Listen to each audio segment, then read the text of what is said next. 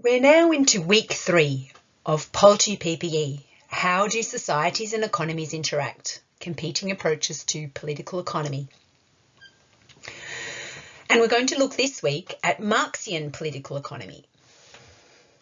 Here we have an image of a girl pulling a coal tub in a mine in Britain. And it would have been sometime during the 19th century. Let's try to intuitively access the very different ways in which the problem was conceptualized by the Marxian economists as opposed to the classical political economists.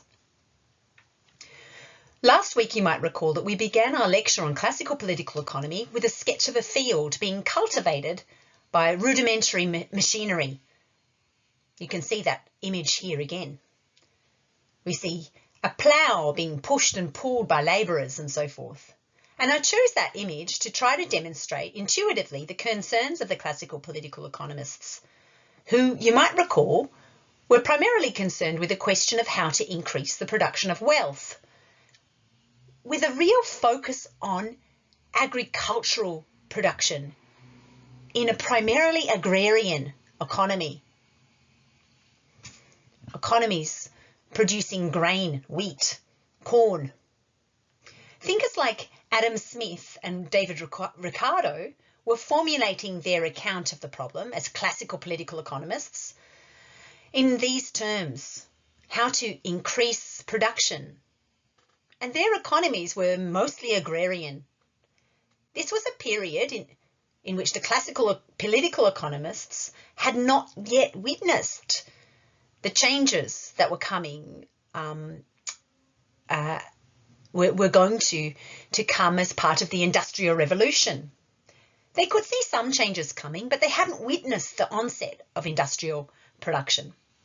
We've got a clue, though, even in the picture that I chose last week, because if you look closely, you can see in the bottom left-hand corner of that image, new technology, a steam-powered machine in the bottom corner.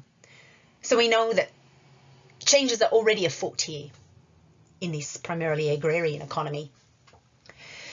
So that was the problem that the classical political economists faced. So we need to have people to make that machine, and they need raw materials, labour, and even technology, other technology to make it.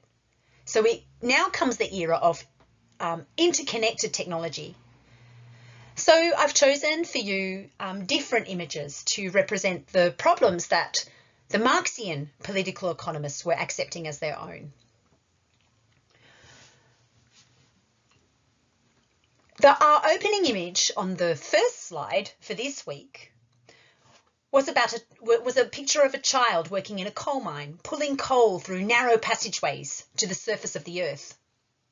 So instead of the problem of how to improve agricultural production, political economic thinkers are now facing the problem of how to understand the increasing importance of industrial activity, the production of steam-powered machines, the associated production of ball bearings, metal rods, wheels and other goods, the need for coal to create heat to produce steam to power the machines, the expansion of coal mines, the production of railroads and roads for the transportation of coal and goods by steam-powered trains and cars. We see the emergence of towns in Britain's north.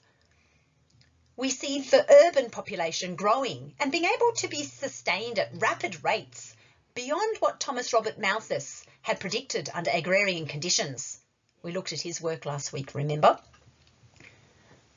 But we also saw new forms of impoverishment.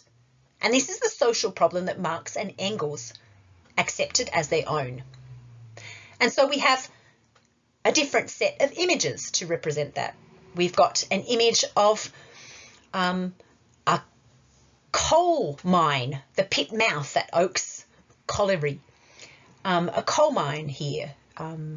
We've also got a picture of a family increasingly tasked with looking after children and the aged with very little assistance other than a family wage for the man. So these are the problems that Marx and Engels will accept as their own. Impoverishment of the working classes as economies change from agrarian to increasingly industrial economies. We'll see the effects of a division of labour in industry, not in agriculture anymore, but in industry. And we'll focus here on Marx and Engels because their account of production takes an entirely different focus to that of the classical political economists.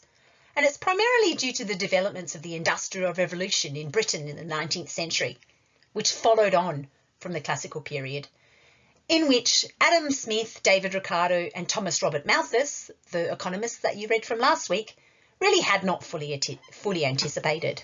They hadn't expected to see such massive developments of industrial production.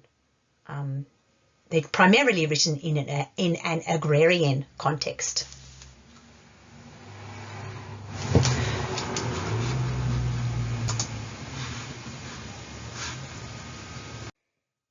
So having started intuitively in that way with the images of the different social problems that our economists will be accepting as their own this week, we can now turn to remind ourselves of the approach that we'll take to this material and map out what we'll do in the lecture.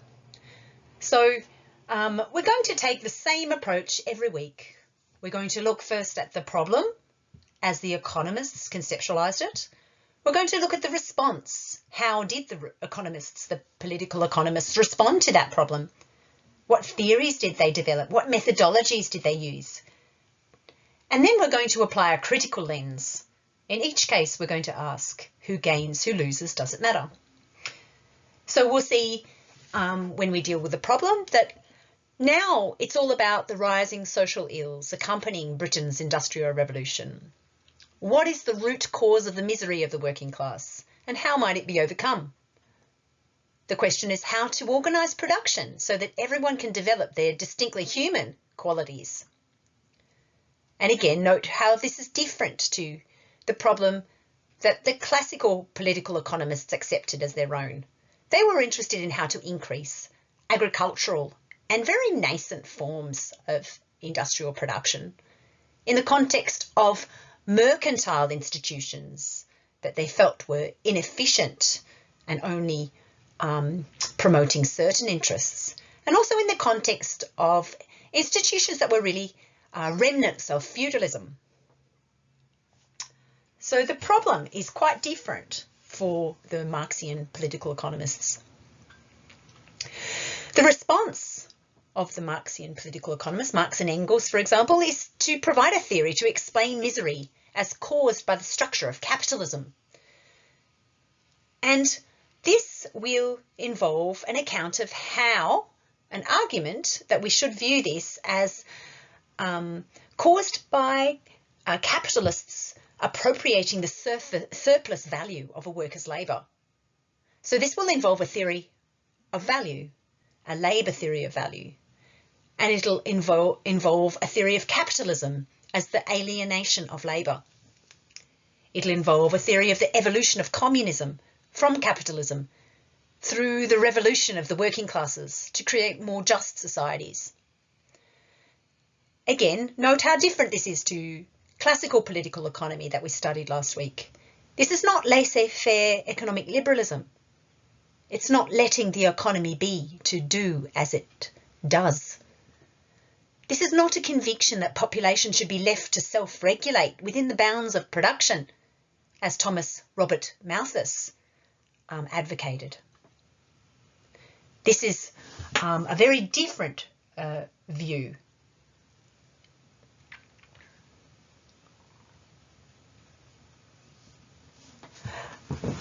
In part 3, we'll turn again to a critical consideration because Marxian political economy was, in focusing on certain problems and not others, also overlooked certain problems that we might reasonably have expected Marx and Engels to be concerned with. We'll ask who gains, who loses, and does it matter?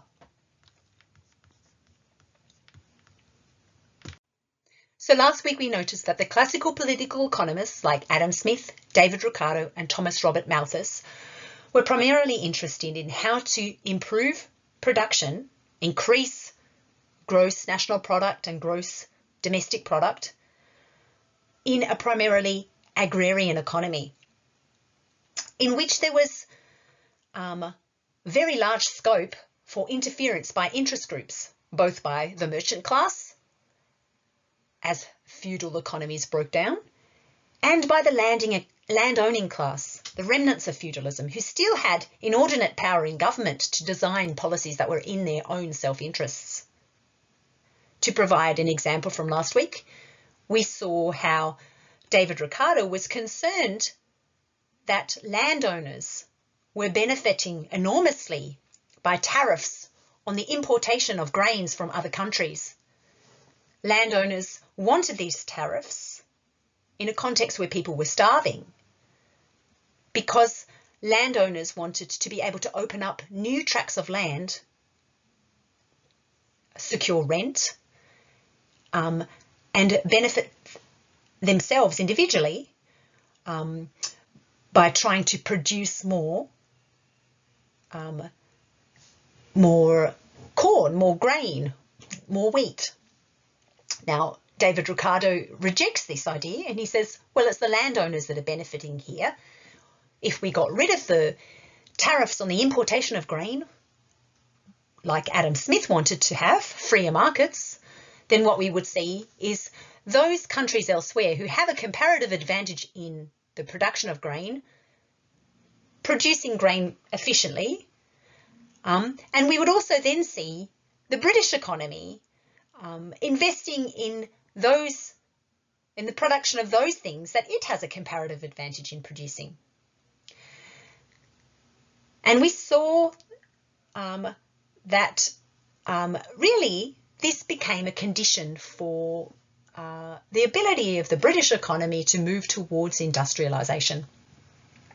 No longer did it need to focus on agrarian production, but it could increasingly switch its attention to producing other goods that other countries were not producing. So, by focusing on the problem of agrarian production in Britain and the interests of merchants and landowners in having tariffs on trade, and by arguing against those tariffs in favour of a freer market, the classical political economists laid the groundwork for the development of industry in Britain. They did not see this occur, though. They did not see this development occur. Marx and Engels write at a time in which these developments have occurred. We've seen the Industrial Revolution commence. We've seen fantastic rates of profit for emerging capitalists.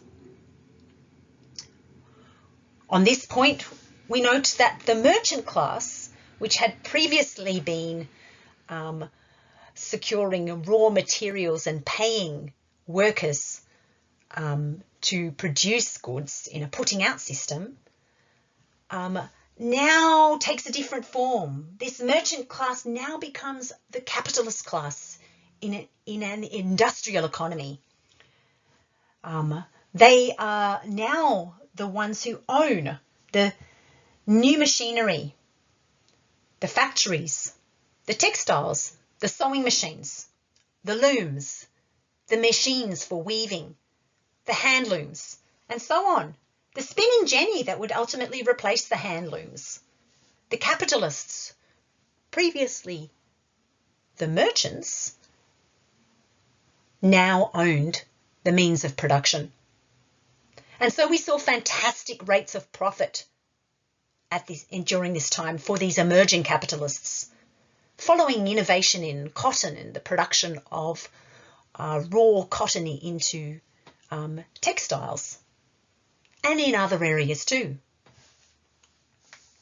We saw as families moved from feudal lands to cities, as they moved from rural workshops into factories in the towns. We saw a need for capital infrastructure railways and roads, as I've mentioned, rail, iron and coal, new activities to support cities, new products emerging.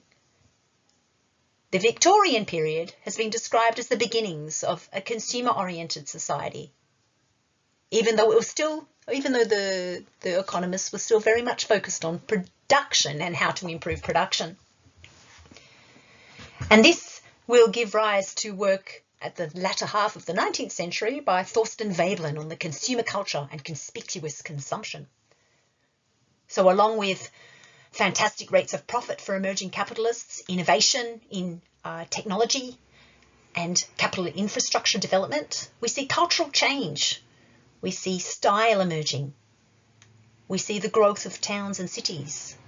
We see demands for entertainment. We see pubs for workers. We see a rise in alcoholism. And we see a decline in agriculture. At the very same time that we see these benefits emerging, we see rising social ills. And it is these social ills that now become the problem, the new social problem for Marx and Engels and the Marxian political economists. Misery is caused, according to Marxist theory, by the very structure of capitalism itself, which works by appropriating the surplus value of a worker's labour. We'll have to look in a moment at the different theory of value and labour that this involves. If we turn to Polanyi for a retrospective of this period, we can see evocative description of these social ills. And we also find them in Charles Dickens's social problem novels, Hard Times, and Elizabeth Gaskell's novel, North and South, which tracks the emergence of these social ills in the changing economic structure of life. Society for Polanyi had been turned into a veritable abyss of human degradation, with staggering rates of infant mortality, childhood death, early adult mortality through disease and industrial accident, shocking accidents in the factories due to a lack of legislation around occupational health and safety, and a real disregard for the lives of the poor. And these were also accompanied by working class behaviours, which the 19th century writers and thinkers described with consternation as immoral. A purported lack of care of children by factory working mothers. Apparently they cared more for wages than for their children's well-being. At least this was how it was theorised by the neoclassical economists that would come later. There was not so much attention to whether or not working class families actually had to supplement their meagre incomes with extra additional wages to survive. This was presented as the moral fault of families because women working in factories weren't devoting enough attention to their own families. We see a rise of alcoholism by working class men. We see a rise in the purportedly immoral practice of abortion. These were all highly moralised at the time. We see conflicting views on contraception and the promotion of the idea of the virtuous woman who should restrain from sexual relations in order to delay the having of children. Contraception was also viewed as immoral at this time, although there were real pushes to change this. So we really had these terrible, and I say terrible kind of social ills, destitution, alcoholism, early death, high rates of childhood birth and mortality. And overcoming this sort of impoverishment was really important. And this is the social problem that Marx accepts as his own, and Engels too. We also see the slow lingering deaths of 500,000 hand loom weavers who slowly died of starvation during this period as their work was taken over by spinning jennies, the new machines in factories. We see social unrest. We see protests. We see riots on the streets. We see the existing poor laws unable to cope. We see the establishment of workhouses, the Whig Benthamite solution, the 1834 overhaul of the poor laws, where poor people were provided with outdoor relief in the form of charity in the parishes. We see that replaced by the poor relief being provided in institutions, in workhouses. And we see other factors too, the narrowing profit margin after 1815, the lowering of wages, agrarian catastrophe, deepened by the corn laws that we spoke of earlier, and child labour. So these are all the whole host of new social ills that occur as a result of Britain's industrial revolution. We'll return to slavery in the colonies at the end because it's not one that Marx and Engels really focus on, but it's certainly very much a social ill associated with the Industrial Revolution. So we can now understand that Marxian political economy emerged out of the acceptance of a social problem of immiserization and social ills under an emerging industrial economy. How did Marx and Engels reply? Well, the response was to view misery as caused by the very structure of capitalism itself, where capitalism was viewed as appropriating the surplus value of a worker's labour. So capitalism is an economic and political system too, where industry is controlled by private property owners. And it's important here in justifying the accumulation of property that will permit people to invest further in additional accumulation. So Marx and Engels think that capitalism will, by its nature, cause misery because it's premised on appropriating what they call the surplus value of a worker's labour. And we'll need to discuss that, what that means in a moment. So the response is also that we need a theory of a just society, which Marx and Engels will theorise in terms of the evolution of communism from capitalism through the revolution of the working classes. So those are really the two key elements, a labour theory of value and of capitalism as skimming off the surplus value of labour, and a theory of capitalism as the alienation of labour and a need to overcome capitalism in a communist economic organisation.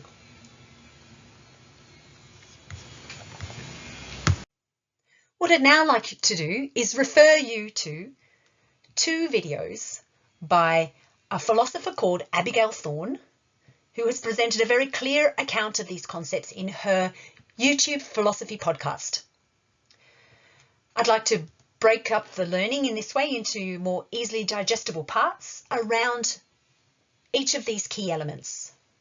There are two videos. The first concerns the key element 1 that I mentioned on the previous slide, the idea of a labour theory of value and of capitalists skimming off surplus value. So I'd like you to stop the recording now and either follow that YouTube link or search in the Google search function for Abigail Thorn, Marx Part 1, Labour and Class Conflict on Philosophy Tube. And your task is to take notes and then write a short paragraph that answers the following question: why is capitalism unavoidably exploitative, according to Marx? And try to use those concepts of value, labour, labour power, surplus value, and working class to help you.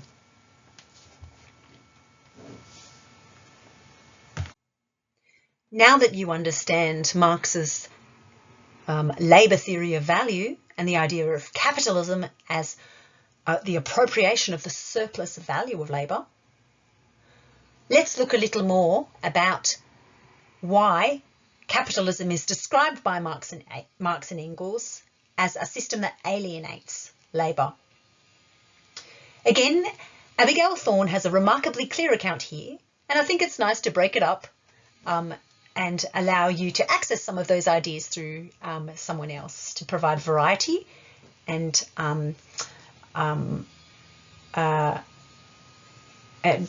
provide variety into the explanation.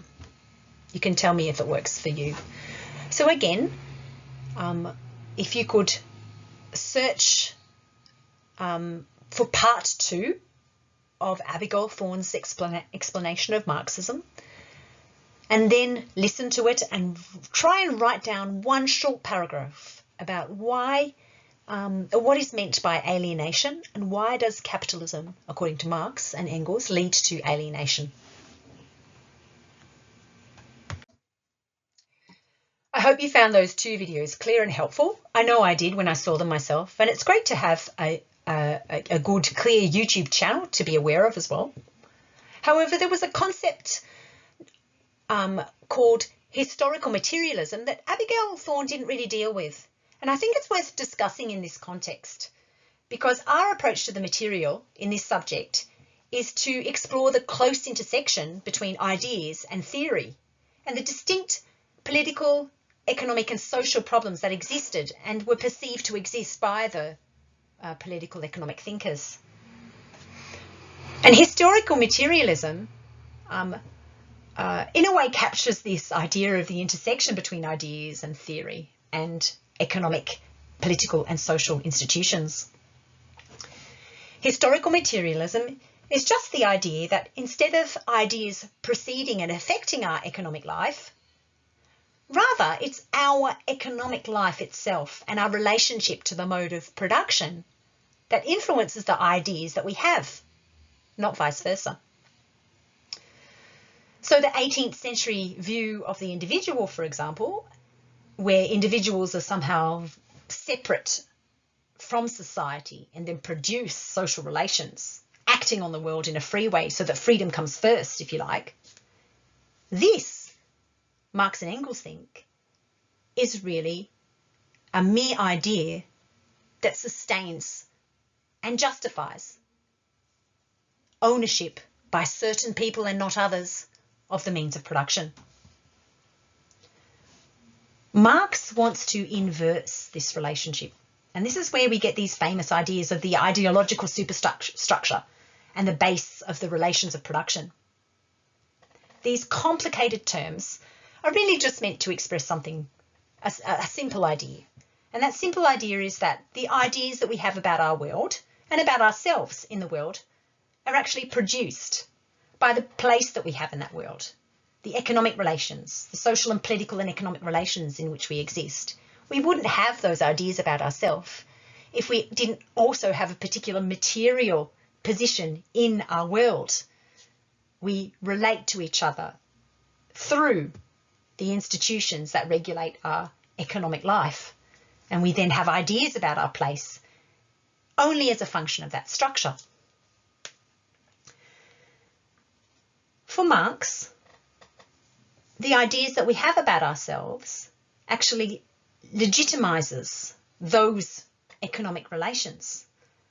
So it's not like the 18th century thinkers would say. It's not like we have a natural right to property or a natural right to freedom in ourselves as a condition to the sorts of economic behaviours that we then engage in. Rather, we think we have these natural rights to property, to land.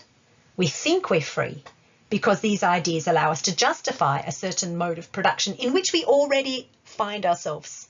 We can't think outside of the structures in which we find ourselves. Marx would say that these ideas emerge because we're seeking to justify existing structures of power in which we already live. So we think of ourselves as free. We think of ourselves as having an inalienable right to property in ourselves and property. We think of ourselves as the sort of entities that John Locke, the philosopher, describe, where we have a right to property in our person and we mix labour with our land to own land and so forth, only because of the economic system in which we live and in which the writers are encouraging us to think about ourselves in particular ways. Marx includes all sorts of ideas. Marx wants to interpret all of our ideas as products of the economic base, if you like, even religion. So for Marx, if we think of ourselves as religious, as made in God's image, and as having property right that's God-given, as Locke argued, Marx instead sees this idea as merely an idea. So he's a really big critic of religious ideas, as well as the key philosophical ideas of the time, which were closely interrelated. These are all ideas for Marx that justify the existing structures of power in which we find ourselves. And that's why he refers to religion as the opium of the people.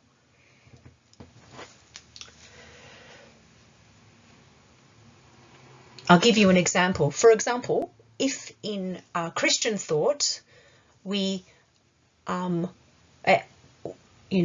Christian idea of being humble and living a moral life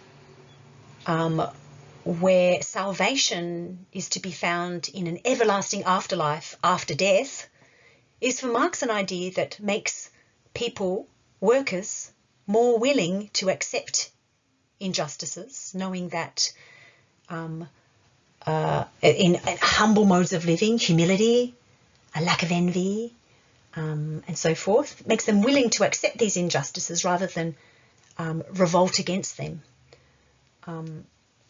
That is how religion becomes for Marx the opium of the masses.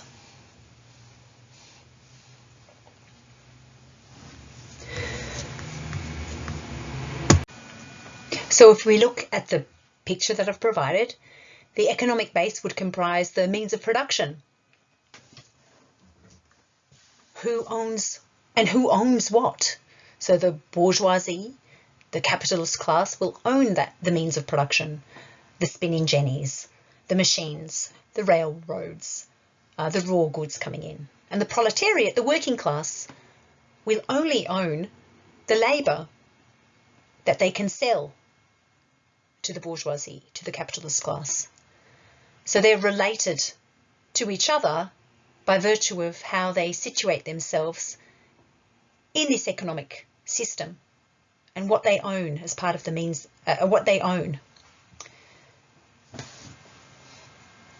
As for the ideological superstructure, we've already spoken about how religion might play a role here. We've spoken about culture and politics, but we could say a little bit more. Marx would go so far as to say that state institutions, legal systems, government, police, and the dissemination of ruling ideas about self and place in society through education and through culture are all part of that ideological superstructure, because it's not really possible to think in isolation of the context in which that thinking occurs. So he wants to say that the theories that we saw of classical political economy by Adam Smith, by Thomas Robert Malthus, and by David Ricardo are also ways of justifying particular relations to production. But we don't really need to organise our societies like this, he says. We could be organising our societies differently, particularly if their economic structures are producing such high degrees of immiserisation and many social ills.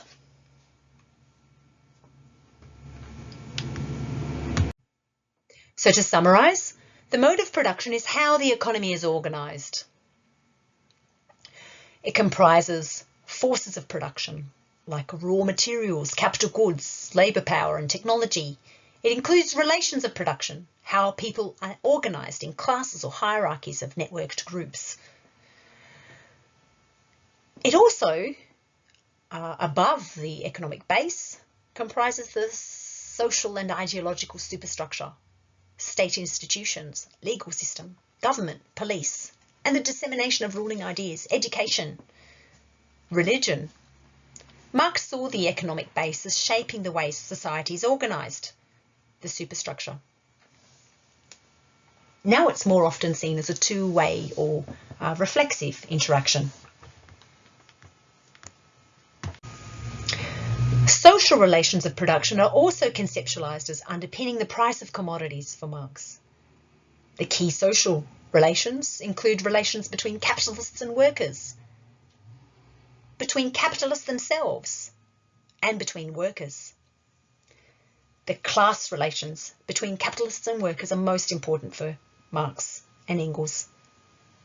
Note how Frantz Fanon will shift Marx's focus away from the relations between classes of capitalists and workers and towards other groups in a context of French colonised Algeria.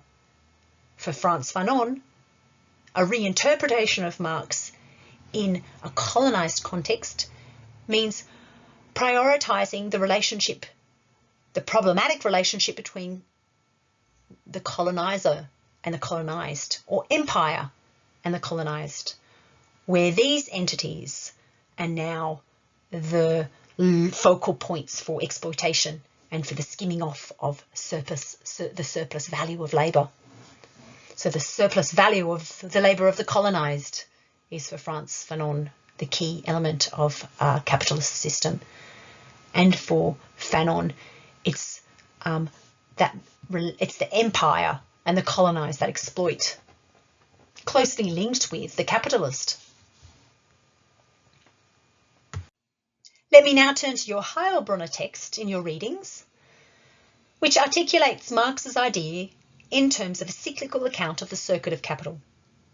Since economists love to represent these processes using symbols, we'll attempt to do justice to the way in which this cycle tends to be depicted by economists. But let's just use simple English to talk about these symbols. So you've got money, M. Money is itself capital. And in this case, we see that money has been put to use in the purchase of capital in the form of commodities. We've got two types of commodities that this capital takes. We've got labour power. Money is being put to use to purchase labour power. And this is the labour of the workers. The labour is the only commodity that the workers have. The only commodity they have to sell. They have no other commodity apart from their labour.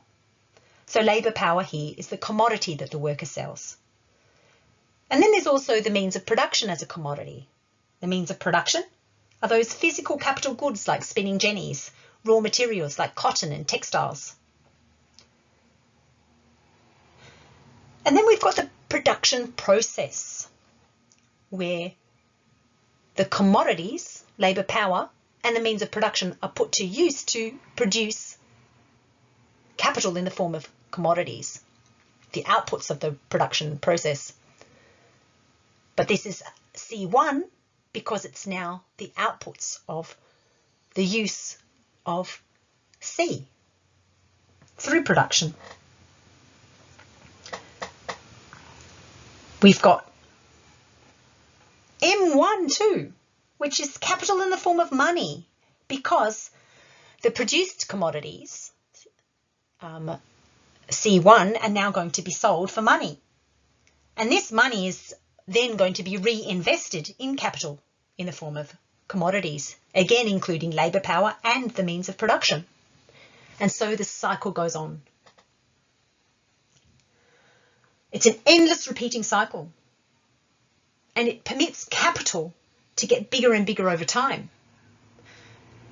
But it only permits capital to get bigger and bigger over time thanks to the skimming off of the surplus labour of the worker in this process. And the cycle begins and ends with money.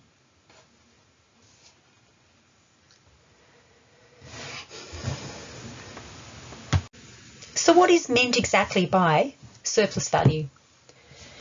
In Marx's system, as the video by Abigail Thorne very clearly explained, surplus value is that skimming off of labour. For example, if you only need really to work 4 hours to sustain yourself, to provide for your means of subsistence, then the additional labour that you do for your boss is surplus value. And this is then taken by the employer effectively by paying you less per hour than you should have received for the hours you worked, so that you have to work more. They sell the product that you make. They could have paid you more, but they don't. And they keep profits beyond the amount that they should have taken had they paid you the work that you, the value of your work.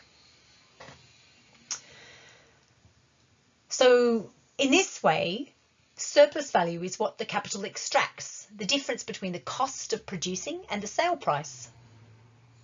On the previous slide, this would be the difference between M, money, and M1, the money that is received from selling the finished commodity. The difference comes in essence from underpaying labour.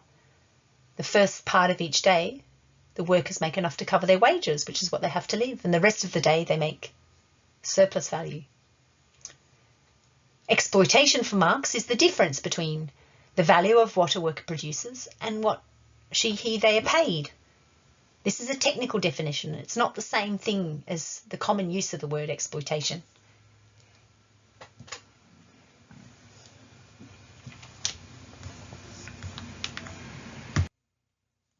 For Marx, there are 3 methods to increase surplus value, and all of these are at the expense of workers.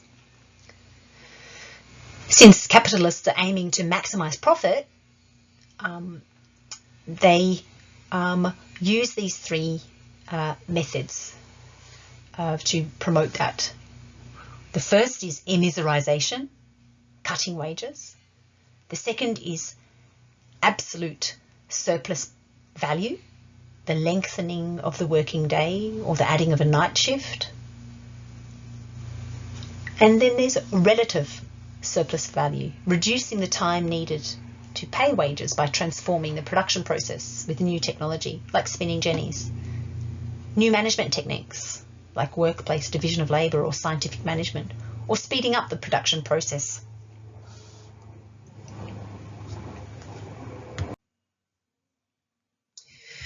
So sticking with Heilbronner, how does Marx help to explain the boom and bust cycles of capitalism? Well, Heilbronner argues that there are 3 main factors that explain the potential for capitalist boom to become disrupted. And these are really endemic to capitalism. We should expect these to continually occur in a kind of cyclical pattern. So the first is the increasing price of labour and raw materials. The idea is that when money becomes increasingly transformed into labour, power and goods, the price of labour and materials tends to rise. So the price of labour gets bid up, and this raises the price of any other commodities whose supply cannot be quickly increased, or whose supply can only be increased at a higher cost. So boom jacks up costs, but rising costs in turn squeeze business incomes. And as the pressure against profit mounts, enthusiasm gives way to growing unease, and we come into a period of recession because a lack of confidence can lead to recession. The second factor is what Heilbronner calls the lurking indiscipline of the labour process. In extended periods of prosperity, it becomes harder than ever to discipline labour. And this is because industrial labour requires an extraordinary amount of discipline. And it's not really the sort of labour that people want to be doing. When labour is divided, as we saw Adam Smith point out last week, when they do very small repetitive tasks to make pins, boredom can set in and people can find that work unsatisfactory. So the worker under capitalism becomes impoverished, whether wages are high or low. In times of prosperity, the bargaining position and economic security of working people improves. And so they become less willing to be disciplined as they were previously required to be in order to earn their living. And finally, there are problems linked to the conversion of commodities into money, according to Heilbronner. So when production is strong and there's lots and lots of productive output, you can eventually get to the point where production gluts the market. We've seen that businesses have sometimes used rather controversial strategies to cut back, such as destroying clothing by a fashion brand and destroying it so that the remainder can be sold at higher prices. We've seen this in the fashion industry from time to time. And that's because an economy that's enjoyed a boom may then find that they need to rearrange production to suit changing patterns of demand. And this means that there are always going to be then pockets of unused labour when this occurs, linked to centres of depression. And since these three factors are unable to be removed from the capitalist economic system, we can expect disruptions. So there will be periodic crises of a cyclical nature in capitalism, argues Heilbronner, using Marx's framework. Note again how this explanatory scheme and the problem itself is very different to the classical political economists that we looked at last week. We're not talking about the interests of the mercantile class or the remnant feudal structures that allowed landowners to have to pursue their interests at the expense of agrarian workers. We're not talking about, we're talking about a different problem. We're talking about the problem of surplus value being skimmed off the workers' labour in an increasingly industrial economy. And the solution is different. The solution is not laissez-faire economic liberalism or opening markets up, freeing them from trade tariffs, from tariff imports and from subsidies to domestic industries. That's not the solution. That was the solution for the classical economists, classical political economists, but Marx and Engels are interested in a different solution. They want to explain how capitalist production itself, if left to its own devices, cannot regulate itself automatically to boost economic production, as the laissez-faire classical economists thought. And this suggests a need to respond to some of those problems that result from the cyclical phases of boom and bust, and to prevent the social effects of bust, the impoverishment and the social ills, mass starvation and so forth, that had been clearly visible in those early industrialising economies that Marx and Engels were concerned with. Now to close and to lay the groundwork for a consideration of other competing approaches to political economy in weeks to come, particularly feminist economics and ecological economics, as well as some attention to colonialism and imperialism in the institutionalist part of the unit. In this part 3 of the lecture, we now turn to critical consideration. We've looked at the problem, we've looked at the response, and now we apply a critical lens. Applying Stilwell's questions to theory development itself. Who gains? Who loses? Does it matter? Who gains here with the Marxist approach? Well, it's been said by a number of critics that Marx's approach was pretty blind to the role of women in the economy. Marx and Engels tended to view female labour at home as unproductive. It was not a commodity that could be bought or sold. So unless women's labour was employed in factories where it was compensated by a wage, then it was viewed as unproductive from a Marxist account, Marxian approach. And there was also a real lack of attention to colonialism and imperialism. Frantz Fanon and others, a multitude of others, will try to revisit Marxist categories and look to whether or not a fundamental category of exploitation can be seen in the relationship between empire and colony, and not capitalist and worker, where the capitalist and the worker are really only a subset of a broader exploitative relationship between colonised and coloniser, colonised and empire. Also, the environment is still viewed in this Marxist approach as a resource to be used and not as a limitation or constraint. And this leads to a lack of recognition of the need to use economic theory to respond to the problem of climate catastrophe. So making sense of these issues, which are different issues to the ones that Marx was will really lead us to open the door to other accounts of political economy. We'll need to reconceptualize the social problem that we want to assume as our own. And that's what we'll be looking at in later weeks, when we turn to feminist political economy, institutionalist political economy, ecological political economy. So this is not to say that Marxian theory should be rejected out of hand, but it is just to say that the production of theory by Marx and Engels was also in its own historical context, and inevitably blind to other problems that they did not accept as their own at that point in time. Other theorists have attempted to find creative ways to use Marx's insights. A French continental philosophy and social theory like the work of Althusser and interpolation. I won't go into these, but I'm just mentioning these in case you've come across them in other units that you've studied in philosophy.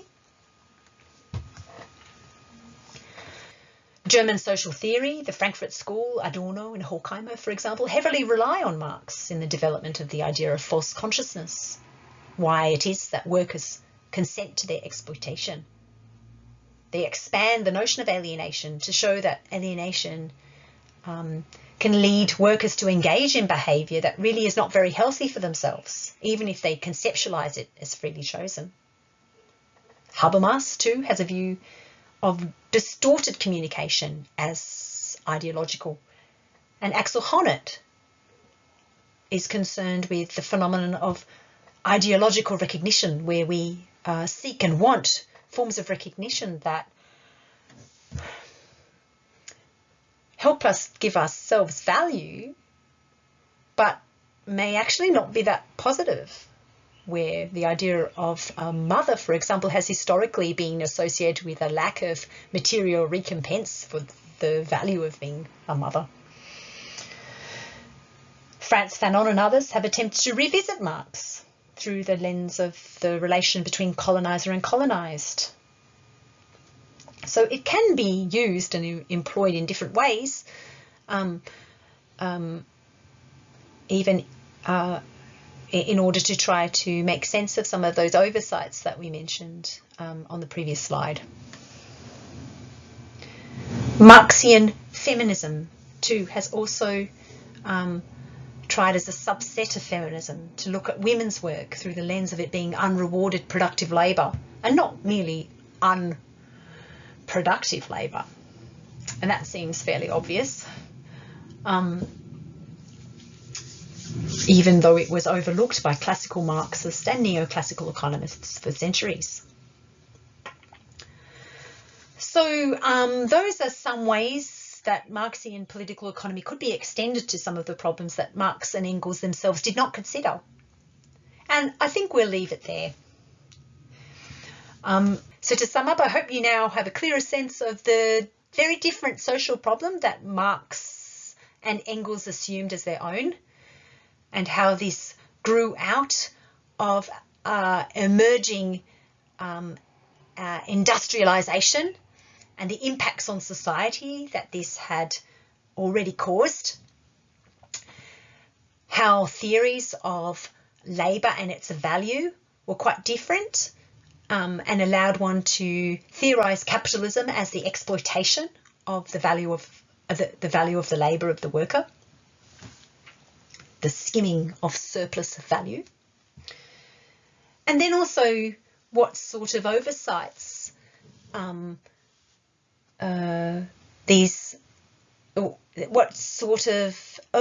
existed too at this time. So that we can see that theory is not produced in a vacuum, but requires ongoing critical thinking to respond to new oppressions or oppressions that have been overlooked. And that's our objective in this unit, to trace how theories emerge in response to the problems that the economists perceived as being important, how those methodologies emerged to respond to those problems, and theories about economic life were developed, and what we might want to say more critically about who wins, who benefits, who loses, and why it might matter, why we might need to continue to think about our economic life in an ongoing way as we face new problems or problems that have not yet been adequately responded to. Thank you.